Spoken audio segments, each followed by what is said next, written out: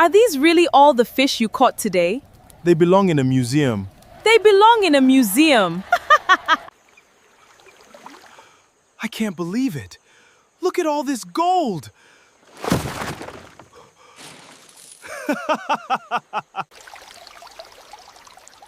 I can't believe my own eyes. Is this real gold? The night the river took my father, it left me nothing but a broken canoe and a debt that I did not know I owed. 15 years later, that same river gave me a boat made of solid gold, and by the time the sun rose twice, the chief's own daughter was on her knees in my compound, begging me not to destroy it. If you want to know why a proud girl who once spat at my feet would kneel in the mud for a fisherman she despised, stay with me till the end, because nothing about this story is what it looks like at first. Before I go on, if you enjoy stories like this, tales that dig deep into our roots and pull out truths we have buried, tap that subscribe button now so you do not lose your way back to me. My name is Obiora, and I was born in Amaoba, a small town cradled between the hills and the great lake that our elders called Iyi-Oma, the good water. My people said the lake had a mother, a spirit who fed us when we respected her and starved us when we forgot her name. I did not believe such things when I was young. I believed in hunger. I believed in the ache in my shoulders after a full day of paddling and casting and pulling in nets that came back empty more often than they came back full. I believed in the particular shame of walking through the market with 3 small fish to sell while other men's baskets overflowed. My father, Namdi, had been a fisherman too, and before him, his father and his father's father. Ours was not a family of chiefs or titled men. We were river people, low in the eyes of the town, though the town could not eat without men like us wading into that same water they feared to touch after dark. My father died when I was 12, and he died strangely, though nobody in Amaoba liked to speak of how. They said the lake took him. They said it the way you say a thing you do not want to explain further, the way a door closes on a room nobody wants to enter. I grew up in the shadow of that unspoken story, raised by my mother until she too passed when I was 19, leaving me alone with our old canoe, our leaking roof, and a net so patched with old rope that it looked more like a spider's home than a fisherman's tool. By the time I turned 26, I was still there, in that same small hut by the water, still casting that tired net into Iyi-Oma every morning before the sun climbed too high, still coming home most days with barely enough to trade for gari and a little pepper. There were nights in those years after my mother passed when I sat alone by the dying fire and asked myself whether I was cursed, whether some invisible hand had marked our family long before I was born, dooming us to watch other households grow fat while ours stayed thin. My mother used to tell me, when she was still strong enough to speak at length, that our family had once known better days, though she would never say exactly when or why those days had ended. She would only shake her head and tell me to keep my eyes on my own net and my own hands, and to leave old questions where they lay, buried in the silt at the bottom of Iyi-Oma. I did not understand as a boy why she flinched whenever I asked about my father's final months. I understand it now, and understanding it has not made the memory of her flinching any easier to carry. Amaoba was not a large town, but it was proud, the way small towns often are, proud of its market, proud of its masquerades, and most of all, proud of its chief. Chief Ozuemena ruled with the kind of authority that made men lower their eyes when he passed and made women pull their children close. He had built his compound at the highest point of the town, close to where the forest met the hills, so that his roof, the only zinc roof for miles, caught the sun each morning before any other house did. It was said that Chief Ozuemena's family had always been wealthy, that his father's father had struck some fortune with the lake long before any of us were born, though nobody could say exactly what that fortune was. only that the Ozoemena compound had never known the kind of hunger that visited houses like mine.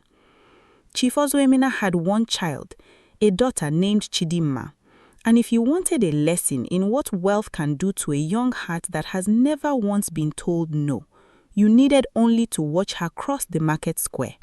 She was beautiful, I will not lie about that, with skin like polished wood and eyes that could cut a man in half if he dared to hold her gaze too long. But her tongue was sharper than any blade in Amaoba, and she used it freely, especially on people she considered beneath her. And in her eyes, almost everyone was beneath her. I first felt the full weight of her tongue on a market day I will never forget, though at the time I thought it was simply another humiliation to swallow and carry home, the way I had swallowed so many before. I had gone to the market with the little I had caught that morning, 4 small fish, thin and unimpressive, laid out on a raffia mat beside the basket of women selling pepper and dried fish and smoked bushmeat. The market was loud that day, full of loud jar and haggling voices and the smell of palm oil and roasting corn, and I sat there quietly, hoping someone would take pity on my meager catch before the sun grew too hot and the fish began to spoil. Chidimma came through the market with 2 of her father's servants trailing behind her, carrying baskets already heavy with meat and yam and fine cloth. She stopped at my mat. I don't know why. Maybe it amused her to see how little a man could survive on. She looked down on my 4 small fish, and then she looked at me, and something like delight crossed her face, the delight of someone who has found a fresh target for her cruelty. It said this loud enough for the women nearby to hear and turn their heads. "Tell me, fisherman, do you fish with your eyes closed, or does the lake simply refuse to give you anything better?" Laughter rippled around us, not everyone's laughter, but enough to make heat crawl up my neck. I kept my eyes down. I had learned long ago that answering people like Chidimma only fed the fire. But she was not finished. She crouched slightly, the way you might crouch to examine something pitiable, and lowered her voice just enough that it felt more intimate, more cutting. "You know," she said, "my father says your family has always been poor because poverty runs in blood, like a curse passed from father to son. He says your father died a fool's death, chasing something in that water that was never his to chase. I wonder, will you die the same way, still poor, still nothing, still sitting in this market with fish too small to feed a child?" The market seemed to go quiet around me, or maybe it was just my own ears ringing. I looked up at her then, just once, and I saw not just mockery in her eyes, but something else, something I did not understand at the time and would not understand for many weeks to come. A flicker of unease, gone as quickly as it appeared, as though even she was startled by her own words about my father. I said nothing. What was there to say? I gathered my 4 small fish, wrapped them in the leaf I had brought for that purpose, and I walked home with my head high, because it was the only thing of mine she had not managed to take. Old Mama Iyi-Oma, who sawed pepper 2 mats down from where I had been sitting, caught up with me before I left the market square that day. She had known my mother, and something in her eyes when she looked at me always carried a weight I could not fully name, the weight of a woman who remembered more than she was willing to say aloud.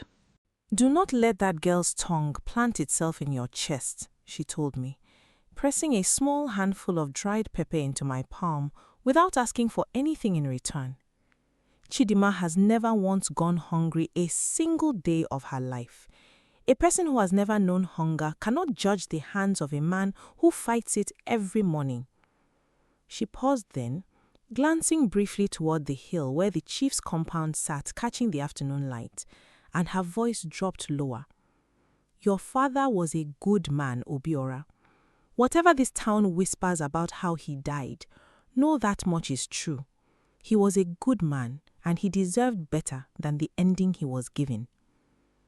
I thanked her, more out of habit than understanding, and walked the rest of the way home turning her words over my mind, though I would not fully grasp their weight until many weeks later. That night, I sat outside my hut long after the moon had risen, staring at the black water of Iyi-Oma in the distance, and for the first time in years, I let myself ask the question I had buried since childhood. What had truly happened to my father? Why did people speak of his death the way you speak of something shameful, something better left in the dark? Why did Chief Ozuemena's family sit atop a hill of wealth while men who fished that same lake for generations barely scraped by? I did not know it then, but that night was the night the river began to answer me, though not in words and not in any way I could have prepared for. The next morning, before the sky had even begun to lighten fully, I took my canoe out onto Iyi-Oma as I always did. The lake was calm, almost too calm, the surface like polished black glass, and there was a stillness in the air that I had never felt before, a stillness that made the hair on my arms rise even though there was no wind. I told myself it was nothing, just an early morning mood, the kind that passes once the sun climbs. I cast my net the way I had cast it 1,000 times before, letting it spread wide across the water before it sank beneath the surface. I waited, the way fishermen wait with a particular patience of men who have learned that the lake gives on its own time and never on command. When I began to pull the net in, I felt resistance, more resistance than I had ever felt, as though I had caught not fish, but something far heavier, something that fought against being drawn to the surface. My arms burned. I braced my feet against the bottom of the canoe and pulled with everything I had, sweat running down my back despite the cool early morning air. And slowly, inch by aching inch, the net rose toward the surface. When it finally broke through the water, I nearly let go in shock, because what filled that net was not fish, it was gold. Or at least it looked like gold. Pieces of it tangled among the rope, gleaming even in the pale early light, heavy and cold, and unmistakably real when I touched it with trembling fingers. I sat frozen in my canoe for a long moment, staring at the impossible weight in my net, my heart hammering so hard I could hear it in my own ears. I thought perhaps I was dreaming, or perhaps grief and hunger had finally driven me to madness, seeing riches where there was only rope and water.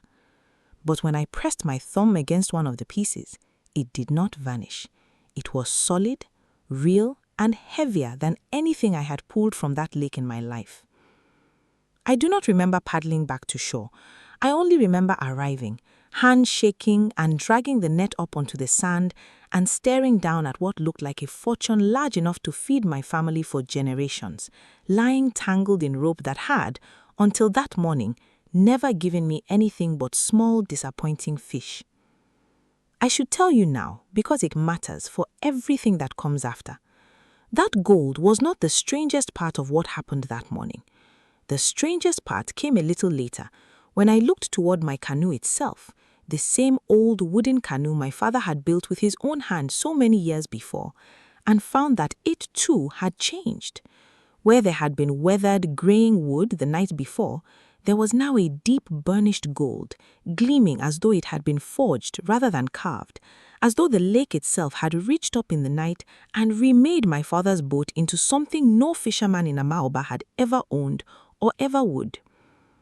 I stood there on the shore for what felt like hours, though it could have been no more than a few minutes, staring at my golden boat, my golden net full of impossible treasure, and I felt not joy, not at first, but a cold, creeping fear, because I understood, even then, without knowing why, that nothing given by that lake had ever come without a price.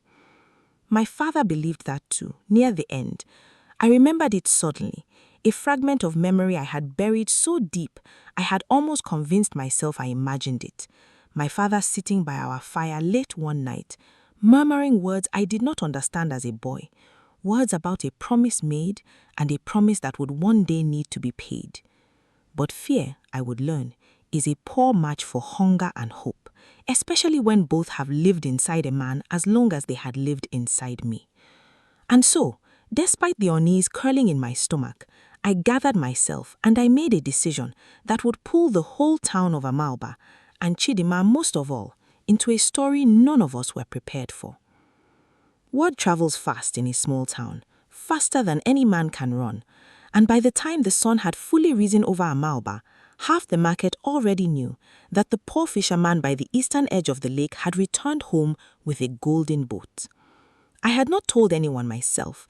I had simply carried a small piece of the treasure to old Mazi Nkena, the only man in town who dealt fairly in gold and fine goods, hoping quietly to trade enough for food and repairs to my roof before anyone noticed anything unusual. But Mazi Nkena's eyes went wide the moment he saw what I carried, and though he was a good man, he was also a man with a wife who loved to talk, and a wife who loved to talk is a poor keeper of secrets. By midday, a small crowd had gathered near the shore where my canoe sat pulled up onto the sand, gleaming under the sun like something torn from a dream.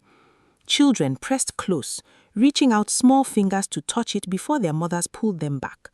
Grown men who had ignored me my whole life, who had never once offered to share a meal or lend a hand when my roof leaked or my net tore, suddenly found reasons to greet me warmly, to call me brother, to remark on what a fine, hard-working young man I had always been. I did not trust a single one of them, and I was right not to. It did not take long for news of my golden boat to reach the highest point of Amaoba, where Chief Ozuemena's compound sat catching the morning sun on its lone zinc roof. I imagined the chief heard it before his own breakfast had finished cooking, because by early afternoon, 2 of his messengers arrived at my hut, informing me in the polite but unmistakable language of the powerful that the chief wished to see me and my boat immediately. I will admit that fear returned to me then, sharper than before. In Amaoba, when a poor man suddenly possesses something valuable, the powerful rarely ask how he came to have it. They simply decide how much of it should belong to them. I walked up the hill to the chief's compound with my heart heavy, my golden net wrapped carefully in cloth and carried over my shoulder, my canoe left guarded by 2 of Mazi Nkena's sons, who had offered, out of what I still believe was genuine kindness, to watch it while I was gone. The compound was as grand as its reputation suggested, wide and clean, with carved wooden pillars supporting a veranda where the chief liked to sit and receive visitors, always positioned so that the sun struck him in a way that made him look quite literally golden himself. Chief Ozuemena was seated there when I arrived, dressed in fine, richly dyed cloth, a cap of red and black sitting proudly on his head, his fingers heavy with rings. Beside him, to my surprise and immediate inconvenience, sat Chidima, her expression unreadable in a way that unsettled me more than her usual mockery ever did. Obiora, the chief said, his voice smooth, almost warm, though I had never once in my life heard him address me directly before that day, let alone by name. Obiora, I hear the lake has been generous to you. It has, chief, I said carefully, bowing my head the way custom demanded, though every instinct in me screamed to be wary. Show me, he said. I unwrapped the cloth and revealed the gold, and I watched the chief's eyes as they moved over it, and what I saw there was not surprise. It was something closer to recognition, the look of a man seeing an old debt finally arrive at his door. My unease deepened, though I could not yet say why. Interesting, the chief murmured, more to himself than to me. Very interesting indeed. He glanced briefly at his daughter, a glance so quick I might have imagined, except that Chidima's jaw tightened in a way that told me she had felt it as strongly as I had. Chief, I said, choosing my words with care, I have brought this to show you out of respect, as is proper. But I do not understand why you have called me here. This gold came from my own net, pulled by my own hands. Chief Ozomena smiled then, a smile that did not reach his eyes. Of course it did, he said. I only wished to see for myself what fortune the lake has decided to bestow on Amaoba this season. It is not every day such things happen. In fact, he added, leaning back slightly, the last time such a thing happened in this town was many years ago, before you were even born. My chest tightened. What do you mean, Chief? But he only waved a hand, dismissive, the way powerful men dismiss questions they have no intention of answering. Old stories, he said. not worth repeating on such a joyful day. Go home, Obiora. Enjoy what the lake has given you. But be careful. Gold from Iyi-Oma has never been simple gold. It always asks for something in return, eventually. I wanted to press him further, to ask what he meant, to ask why his eyes had held recognition rather than surprise, why his daughter's jaw had tightened at his glance. But one did not press a chief in his own compound, not if one wished to leave that compound freely. I bowed again, thanked him for his time, and turned to leave, my mind churning with questions that had no answers yet. It was Chidinma who stopped me just before I reached the edge of the veranda. Her voice when she spoke had none of her usual sharpness. It was quiet, almost hesitant, a tone I had never once heard from her in all the years I had known of her existence. Obiora, and she said, and I turned, startled that she had used my name at all. Be careful with that boat. I looked at her for a long moment, searching her face for the mockery I expected to find there, but found none, only something that looked unmistakably like fear. Why do you say that? I asked. She glanced quickly toward her father, who was speaking with one of his advisors, and had for the moment stopped paying attention to us. When she looked back at me, her voice dropped even lower.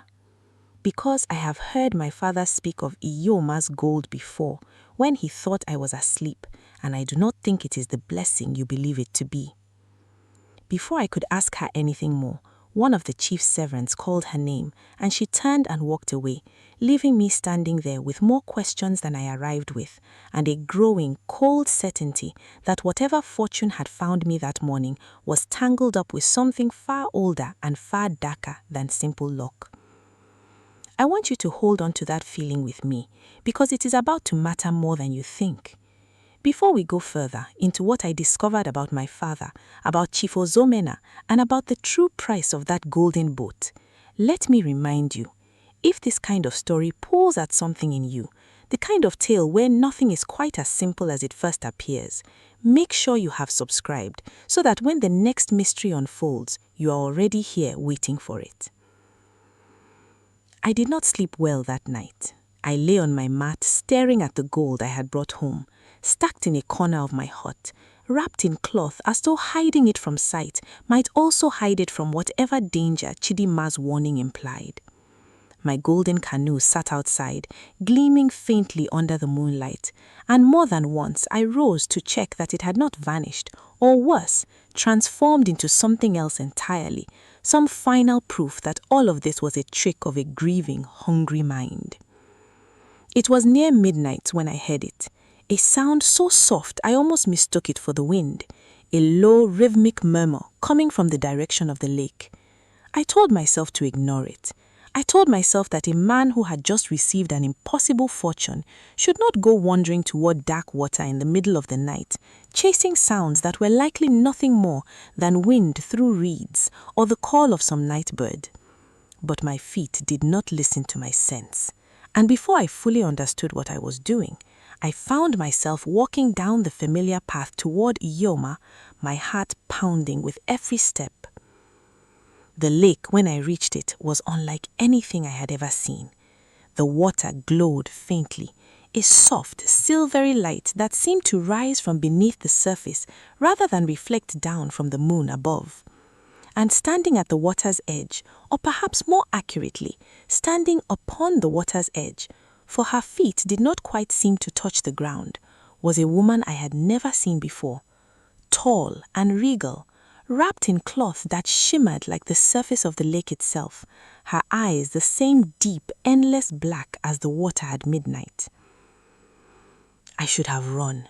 Every instinct in me told me to run, but something in her presence held me still, rooted to the spot, unable to look away. "You have finally come," she said, and her voice was the sound of water moving over stone, layered and strange, both gentle and immense. "Obiora, son of Namdi." "Who are you?" I managed to ask, my voice barely more than a whisper.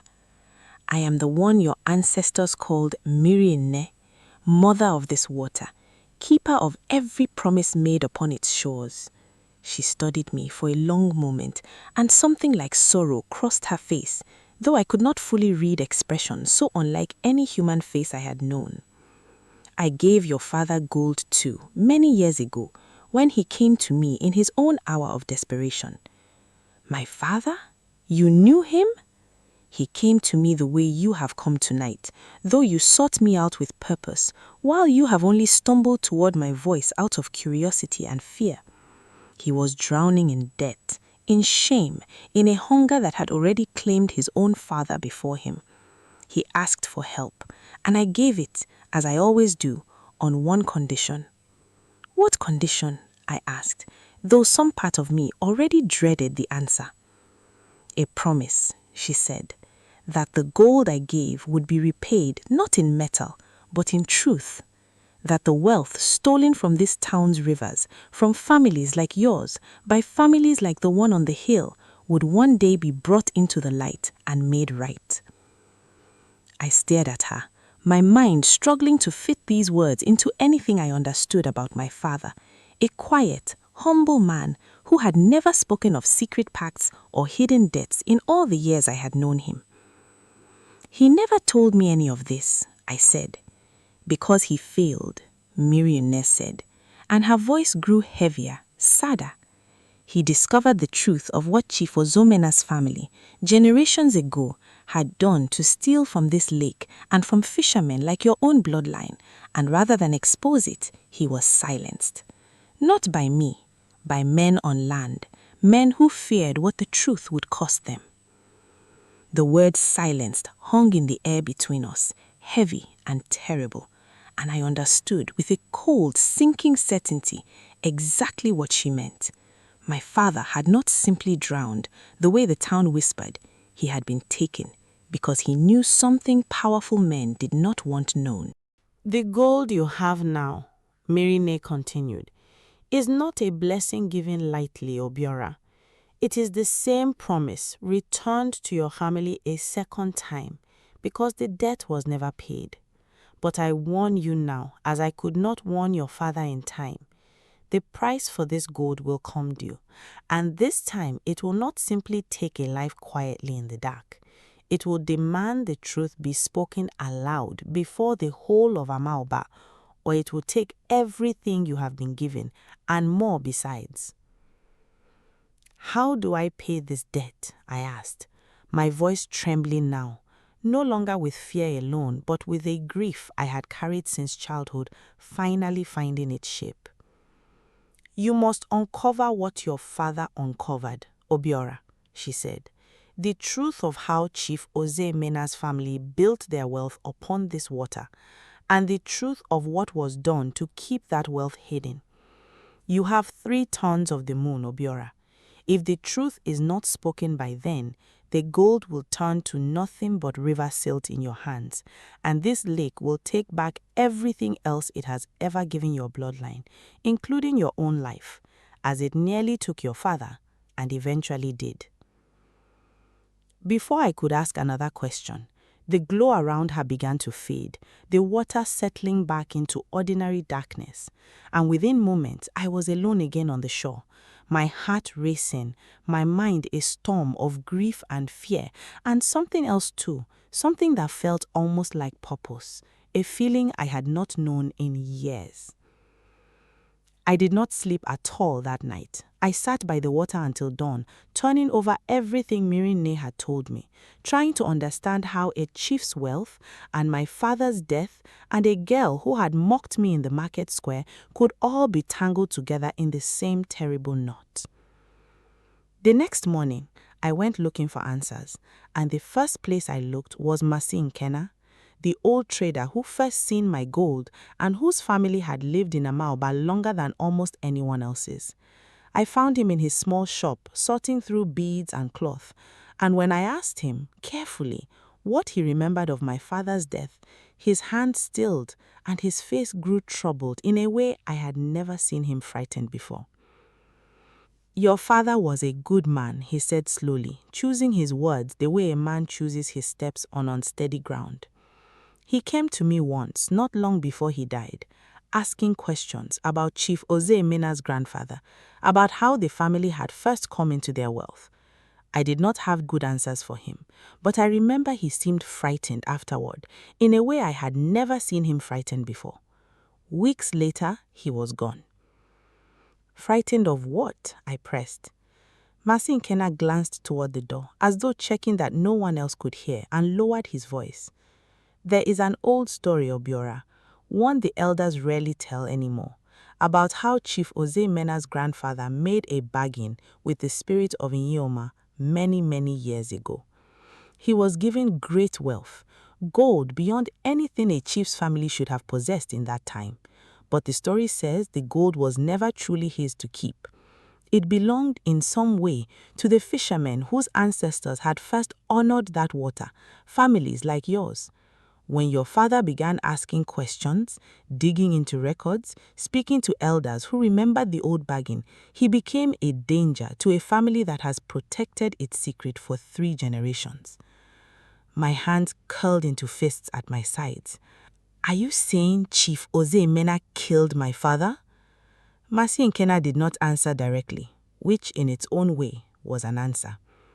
I am saying, he said carefully, that some truths in Amaoba are buried very deep, and the men who buried them have spent a long time making sure they stay buried.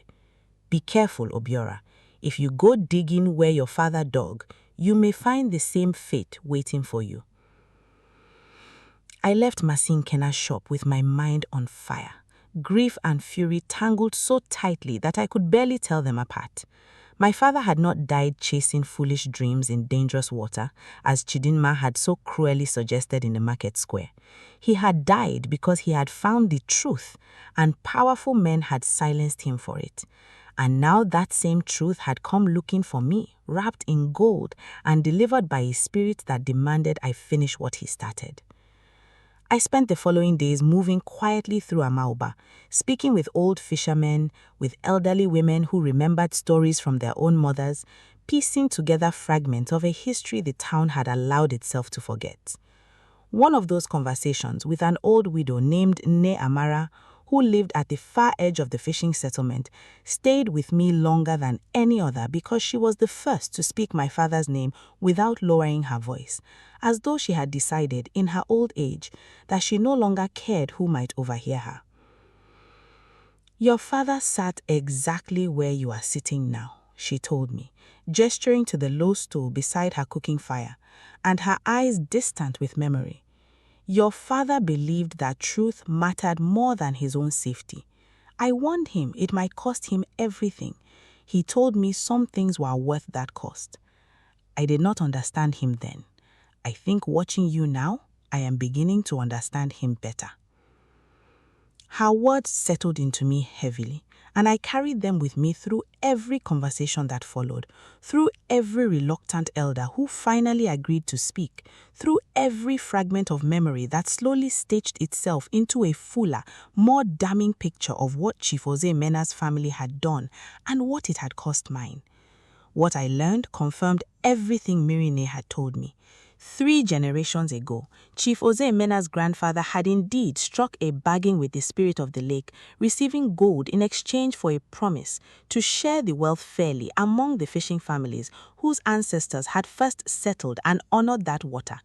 He had broken that promise almost immediately, keeping the gold for himself and his descendants, building the compound on the hill, the fine clothes, the position of chief that had passed down through his bloodline ever since, while the fishing families who should have shared in that fortune, families like mine, were left to struggle in poverty for generations, their suffering treated as simply the natural order of things, rather than the direct result of a broken vow.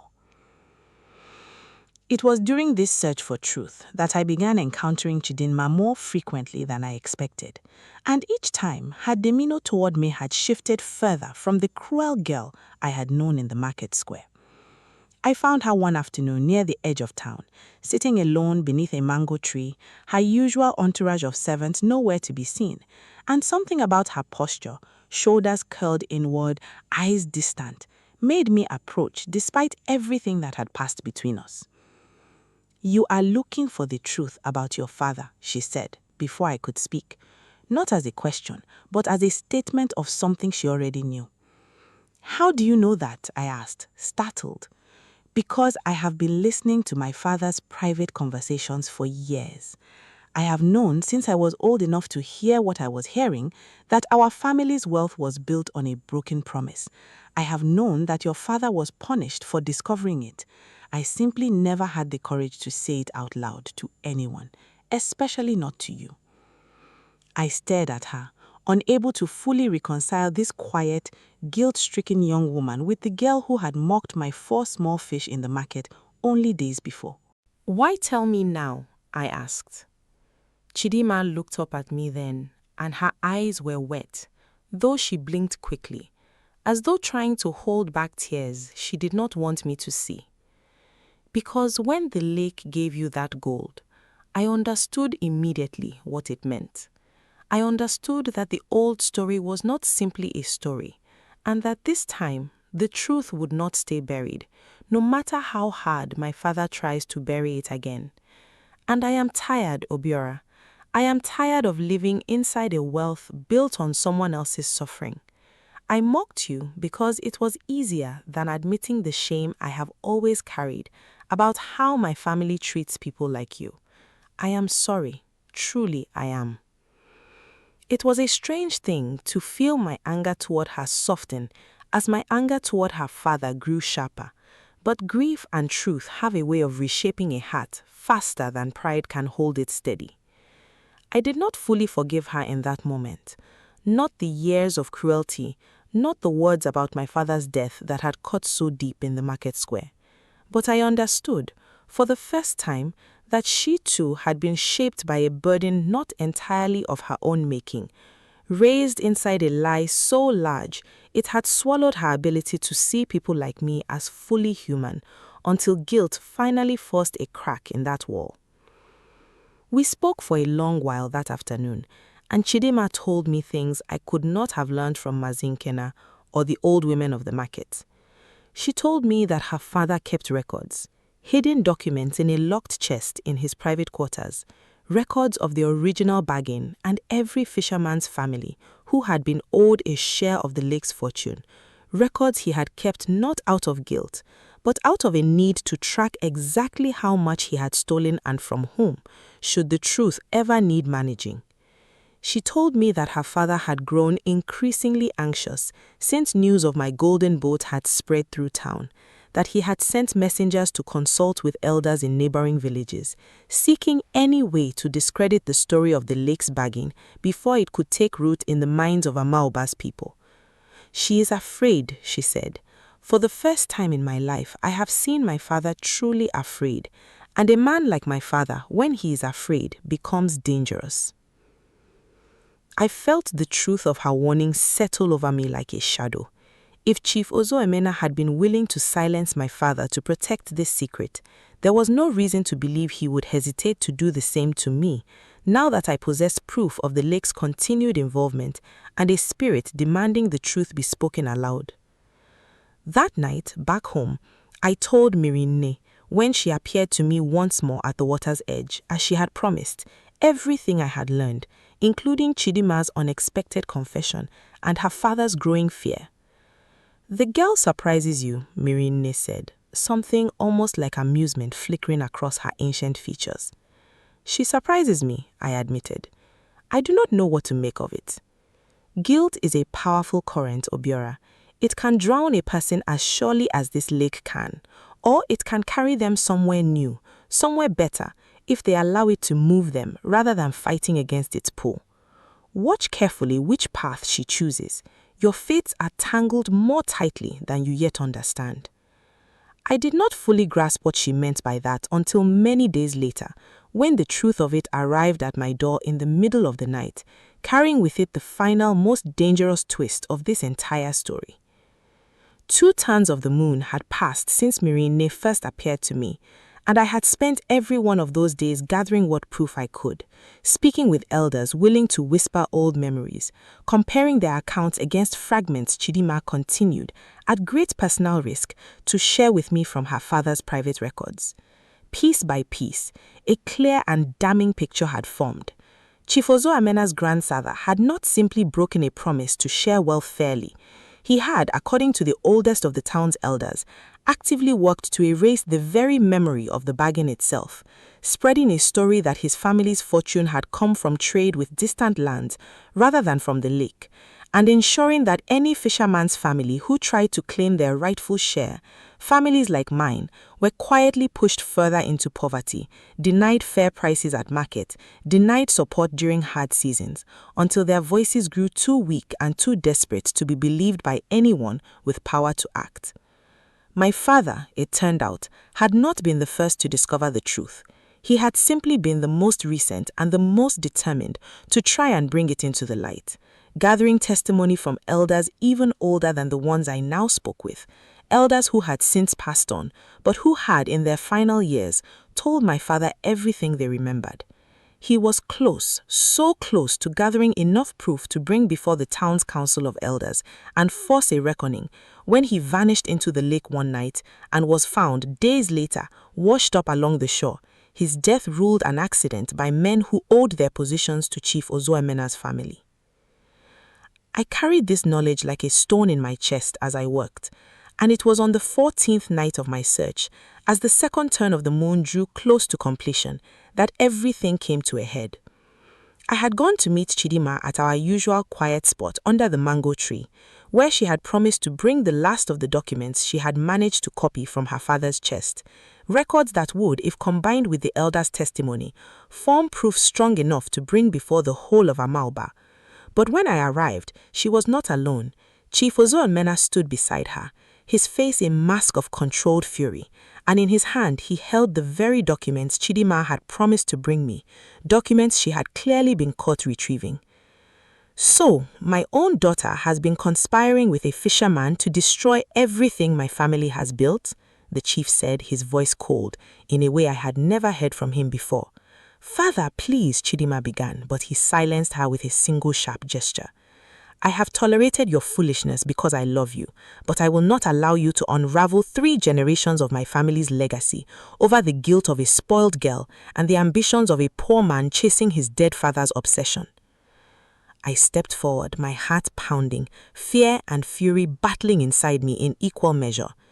It is not ambition, Chief. It is truth, and truth cannot stay buried forever, no matter how many men you silence to protect it. Something shifted in the chief's expression then, something dark and dangerous, and I understood with sudden clarity that I was standing in the same position my father had once stood in, moments before the lake or the men who feared the lake's secrets had taken his life. You think you understand what happened to your father, Chief Ozoemena said quietly. You understand nothing. Your father was a fool who threatened to destroy everything, and I did what was necessary to protect my family and this town's stability. I will not hesitate to do the same again, gold boat or no gold boat.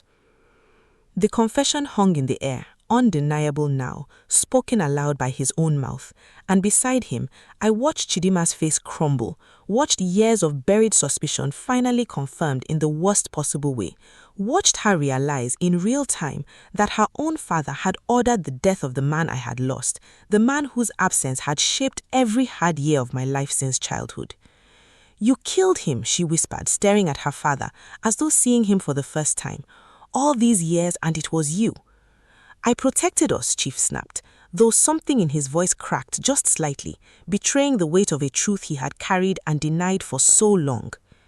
It was in that moment, with the chief's confession echoing across the quiet clearing, with his own daughter staring at him in horrified betrayal, that the ground beneath us began to tremble, softly at first, and then more insistently, and the air filled with the same silvery glow I had seen only at the water's edge, though we stood far from the lake shore.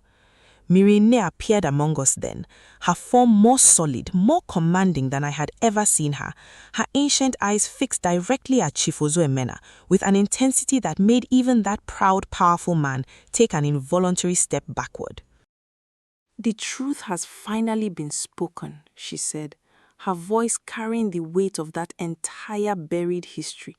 3 generations of stolen wealth and silenced voices rising to the surface at last.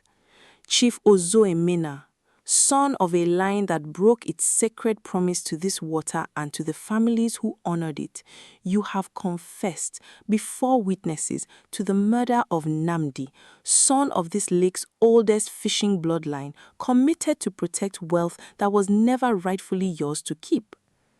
The chief's face had gone pale, his earlier fury replaced by something closer to genuine terror as he stared at the spirit before him.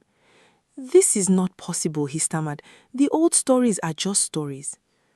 "They were stories only because your family worked so hard to make them so," Merine replied. "But stories cannot erase debts owed to this water. Your grandfather promised to share his fortune with the families who first honored Iyi-Oma. Instead, your bloodline hoarded it, and when that promise threatened to be exposed, your own hands ensured it stayed buried at the cost of an innocent man's life. That debt has come due, and it will be paid one way or another tonight." I watched, frozen between fear and something that felt almost like the final, aching relief of grief finally given somewhere to go, as Merine turned her gaze upon the chief's compound in the distance, and slowly, terribly, the ground beneath the great hill began to shift. Stories would later say it was simply a tremor, a natural event that shook loose part of the hillside that night, but I know what I saw. I saw the earth itself respond to a spirit judgment, cracking open beneath the very foundation Chief Ozoemena's wealth had been built upon, swallowing the storage rooms where 3 generations of hoarded gold had been kept hidden from the fishing families who had always been owed their share. "No!" the chief cried, staggering towards his home in horror as his wealth quite literally began sinking back into the earth from which the lake's bargain had first drawn it. "Please stop this. I will make it right, I swear it." "You had that chance," Merine said, her voice devoid of mercy now. "The moment Namdi came to you with proof of your grandfather's broken promise. Instead, you chose his silence over justice. The water does not forgive a second betrayal so easily." I want to pause here because I know some of you watching are holding your breath right now, waiting to see whether justice truly comes, or whether power finds some way to slip free of consequence, as it so often does in this world. I promise you this story is not finished, and what happens next may surprise you more than anything that has come before.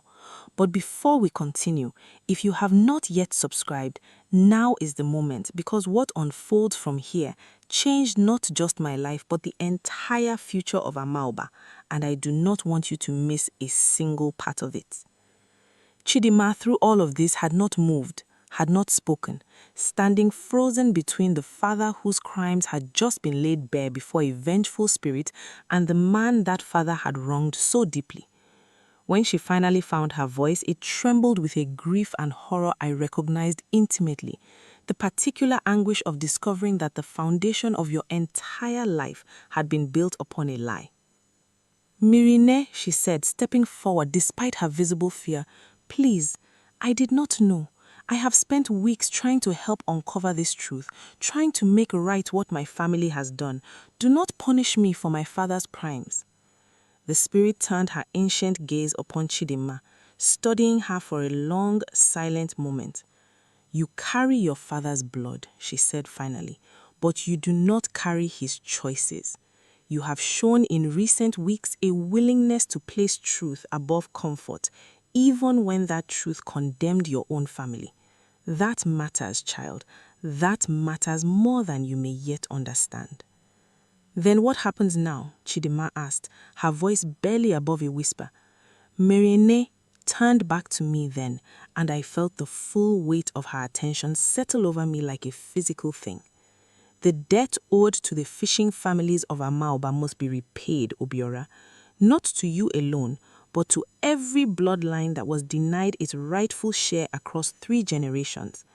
The gold I gave you and the gold now returning to the earth from beneath the chief's compound must be gathered and distributed fairly, as should have happened 3 generations ago." "And Chief Ozoemena?" I asked, though part of me already feared and part of me already hoped that I knew the answer. He will face the judgment of Amaoba's council of elders before the truth he tried so desperately to bury, spoken openly now with proof no one can deny. That is a human justice, and it belongs to human hands, not mine. My part in this is finished once the world has been returned to where it always belonged. With those words, the silvery glow around her began to fade, and the trembling of the earth slowly stilled, leaving behind a hillside forever changed. A portion of Chief Ozoemena's grand compound sunk and cracked, its hidden stores of gold scattered visibly across the newly opened earth, undeniable proof before the eyes of anyone in Amaoba who cared to walk up that hill and see for themselves. And many did come, drawn by the tremor and the strange light that half the town swore they had seen from their windows that night. By morning, Amaoba's council of elders had gathered at the base of that broken hill, and Chief Ozoemena, stripped of the power to silence anyone any longer, stood before them and confessed everything, his voice hollow with the particular defeat of a man who has run out of excuses. The council deliberated for the better part of that day, weighing punishment against the town's own laws, against the scale of what had been done, and for how long it had been hidden. And by evening, their judgment was delivered, not with cruelty, but with the weary firmness of people who understood that some wounds, once exposed, must be allowed to heal in the open air rather than sealed shut again by mercy alone. The weeks that followed were not simple ones, and I will not pretend that justice arrived neatly, wrapped in a single satisfying bow, because that is not how truth works. Not in Amaoba, and I suspect not anywhere. Chief Ozoemena was stripped of his title by the Council of Elders, his family's remaining wealth, what had not sunk into the earth, seized and set aside among the fishing families whose ancestors had first been promised a share of the lake's fortune generations before. He was not killed, not imprisoned in the way outsiders might expect, but he was exiled from Amaoba, sent to live out his remaining years in a distant village, stripped of the status and comfort he had spent his whole life protecting at any cost, forced finally to understand, in some small measure, the hardship his broken promise had inflicted on families like mine for 3 generations. Chidinma remained in Amaoba, though her position in the town shifted dramatically overnight, from proud chief's daughter to the daughter of an exiled man, a transformation that might have broken someone less determined to prove herself changed. She did not run from that shift. She threw herself instead into the work of helping the Council of Elders trace every fishing family, owed a share of the recovered wealth, working alongside me and others for months, ensuring that this time, the promise made generations ago to Amaoba's water was finally truly honored. It would be easy for me to tell you that Chidinma and I fell in love in the simple storybook way these tales are sometimes told. But truth, as I have learned through all of this, rarely moves in such simple lines. What grew between us in the months that followed was slower, harder won, built not on the foundation of that first cruel meeting in the market, but on everything that came after. Her courage in choosing truth over her own family's comfort, my willingness to see past years of hurt toward the person she was choosing to become. It was not an easy path. There were days I still felt the old sting of her words about my father, echoing even after everything we had uncovered together. There were days she carried the visible weight of her family's crime so heavily that I worried it might crush something essential in her. But slowly, carefully, something real did grow between us, forged in truth rather than fantasy, which I have come to believe is the only kind of love strong enough to survive the sort of storm we had weathered together.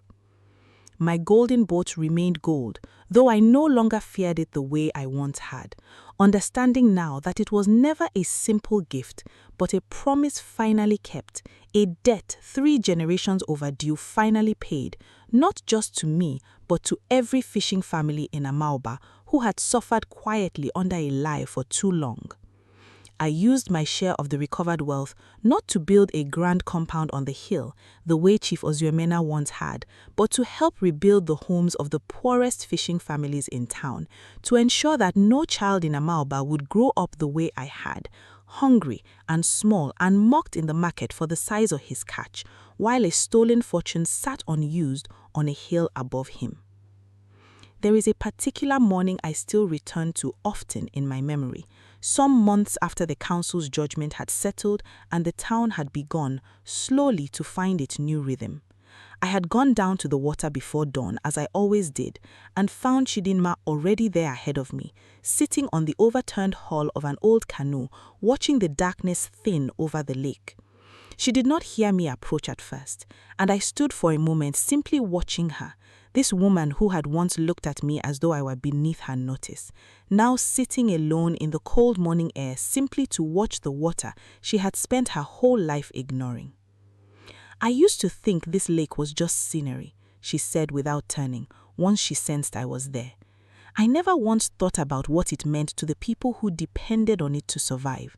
I never thought about you or your father or anyone like you as anything more than background to my own comfortable life." She turned to look at me then, and her eyes in the pale early light held none of the old sharpness I had once feared so deeply. "I am trying to become someone worthy to stand beside you, Obiora. I do not know if I will ever fully succeed, but I am trying." I sat beside her on that old hall, and we watched the sunrise together in silence, and I understood in that quiet moment that whatever grew between us from that point forward would not erase the pain of everything that came before, the market square, my father's death, the years of hunger and mockery, but it would be built, brick by careful brick, on something far steadier than the comfortable lies her family's compound had once stood upon. And that, I decided, watching the light spread gold across the water, was worth far more than any fortune pulled from a net. I think of my father often, especially now, standing on the shore of Iyi-Oma at dawn, watching the light spread golden across water that feels honest beneath my hands. I think of how he tried, alone and unsupported, to bring this same truth into the light, and how the world was not ready to hear it from him, not until a spirit tired of waiting decided to force the issue through his son instead. I carry a particular grief for that, the knowledge that he did not live to see justice finally arrive, that he died believing perhaps that truth was simply too dangerous a thing for a poor man to chase. I hope wherever he is now, he knows that his chasing was not in vain, that it planted a seed which finally, after 15 long years, grew into something that could not be silenced. I remember too the day the redistribution of the recovered wealth finally began in earnest, weeks after the council's judgment, when families who had spent generations believing their poverty was simply fate finally stood before elders holding proof of what had truly been owed to them all along. Old Mazi Ikena wept openly that day, not from sorrow but from a relief so old it had forgotten how to name itself. Clutching the small share allotted to his late father's bloodline as though it were not gold at all, but something far heavier and far more precious. An apology 3 generations overdue. Mama Iyi-Oma, who had once pressed dried pepper into my hand and told me not to let Chidinma's cruelty settle in my chest, received her own family's share with a quiet dignity that made the whole gathering fall silent for a long moment before someone began to sing an old song of thanksgiving, and others joined, voice by voice, until the entire hillside rang with it. I will not pretend every family in Amaoba forgave easily, or that every wound this discovery reopened healed cleanly. Some of the older fishermen, men who had spent decades believing their own hands were simply unlucky, carried a bitterness afterward that no amount of gold could fully soften, a grief for all the years already lost that no redistribution could ever truly return to them. I understood that grief better than most, having carried my own version of it since I was 12 years old.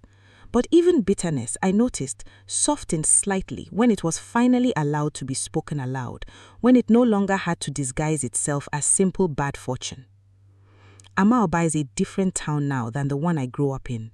The fishing families who were once dismissed and mocked walk with a little more certainty in their step, knowing their ancestors' sacrifices have finally been honored rather than forgotten.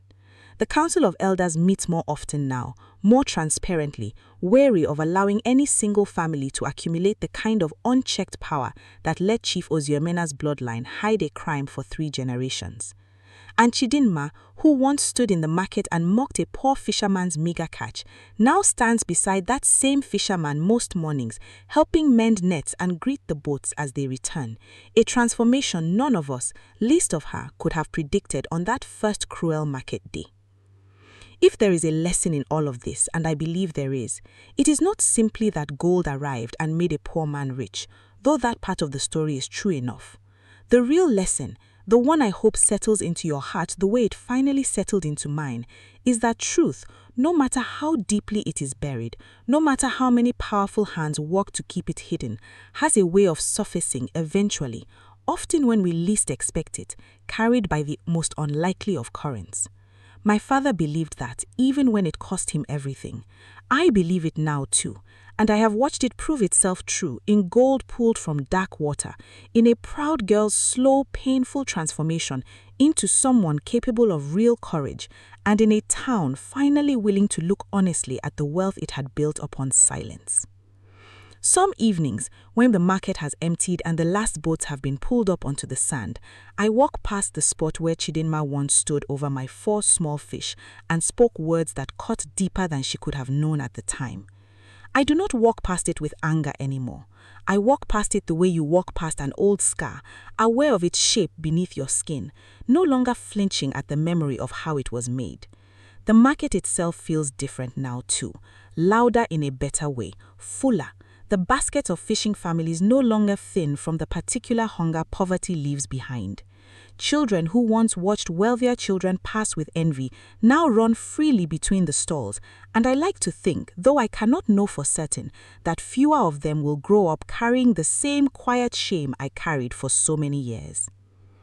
I do not know what tomorrow holds for Amaoba, or for Chidinma and I, or for the fishing family still rebuilding their lives with the wealth so long denied them. But I know this much for certain. I no longer wake each morning dreading what small disappointing catch the lake might offer me. I wake instead with gratitude for a truth finally spoken, for a father finally honored, and for a golden boat that taught me the most important lesson of all, that some debts, no matter how long they are hidden, always find their way home. If this story moved something in you, the way telling it has moved something in me, do not let it end here. Subscribe now so that the next time truth rises from the water, wherever that story takes place, you are already here, waiting with me on the shore, ready to see exactly where the current leads next.